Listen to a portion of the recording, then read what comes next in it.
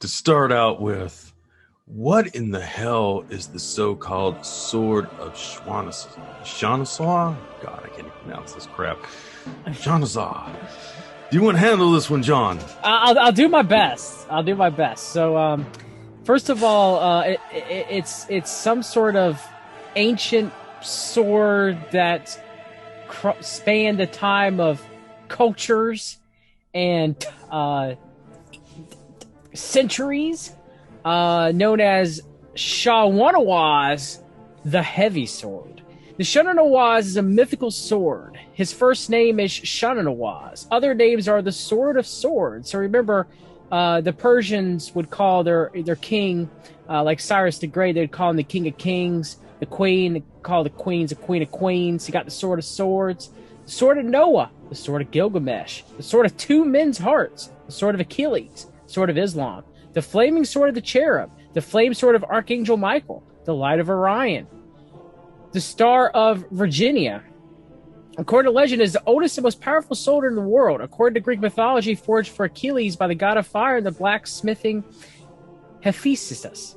According to some Kabbalist Jewish sources, the expulsion from paradise is not God's punishment for Adam and Eve, but the deprivation of Shawanawaz by the cherub, a kind of Archangel Michael, which is represented in his hand as a flaming sword and is described.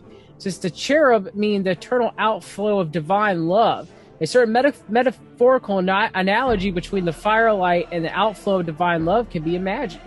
The name Light of Orion, it was a common name in ancient Egypt. It was derived from the ancient Egyptian mythology, according to which souls of the deceased found their rest in the constellation of Orion.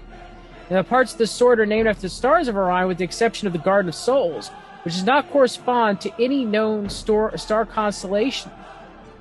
Because it is known the name of the sword before it was about 500 to 350 ago. BC by the Macedonians, in which was renamed the Sword of Virginia, the Light of Orion, red.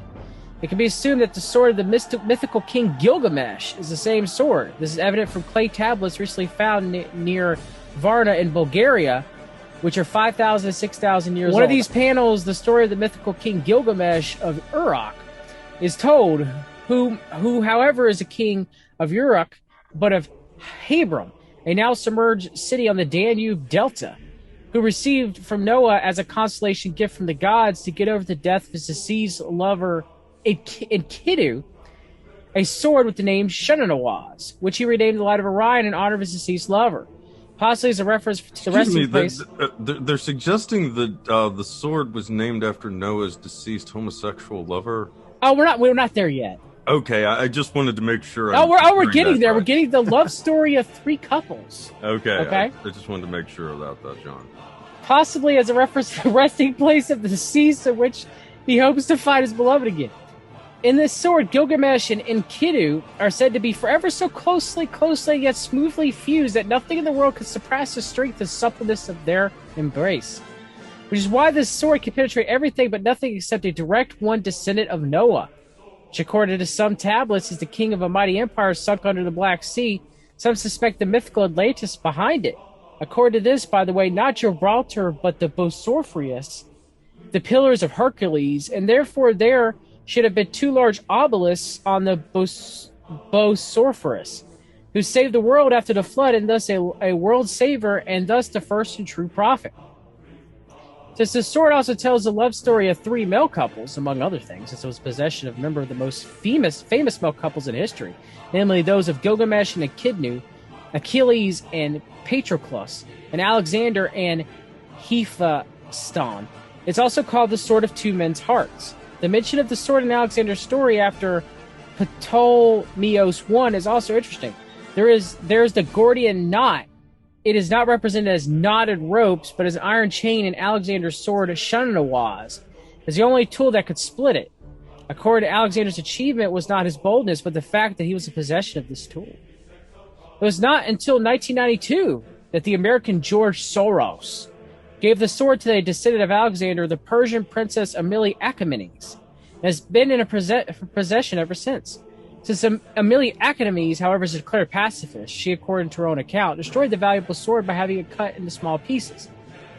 Well, she would have had to have the tool to cut that sword, which she never mentioned having the tool. But she wrapped in capsules and attached to her paintings and thus scattered all over the world, and that it could never be put back together and blood could never be shed again. The sword was drawn and painted by many artists, including Pablo Picasso, Leonardo da Vinci, Rembrandt, and Rubens, and sung by about many musicians and described by many writers, including Hafez, William Shakespeare, Johann Wolfgang von Goethe, and Alexander Sergeyevich Pushkin.